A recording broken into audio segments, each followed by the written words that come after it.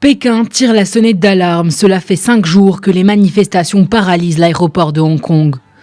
Au lendemain d'une deuxième journée de chaos et d'affrontements entre policiers et manifestants, l'activité de l'aéroport a toutefois repris son cours. Alors que la plupart des contestataires ont quitté l'aéroport, Pékin accentue ses menaces d'intervention. Les autorités hongkongaises condamnent également les rassemblements ayant paralysé ces dernières 48 heures l'aéroport, avant de prendre une violente tournure.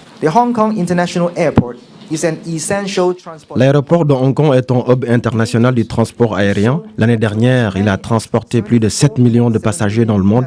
Ce n'est pas un endroit approprié pour manifester. La police a toujours facilité des manifestations pacifiques au fil des ans, mais les actes extrêmement violents vécus ces derniers jours doivent être fermement condamnés.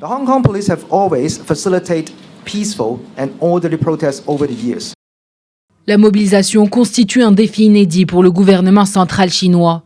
Si Pékin dénonce le caractère terroriste des manifestations, Washington a fait état d'un déploiement de l'armée chinoise à la frontière avec Hong Kong. Le gouvernement craint que le mouvement prenne de plus en plus d'ampleur et que des répercussions désastreuses pour l'image de Hong Kong et la Chine soient ressenties.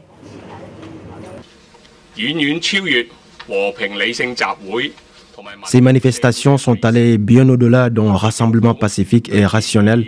En fondement de base chez une société civilisée, le gouvernement exprime sa plus ferme condamnation. La police mènera une enquête solennelle et traduira en justice les personnes impliquées.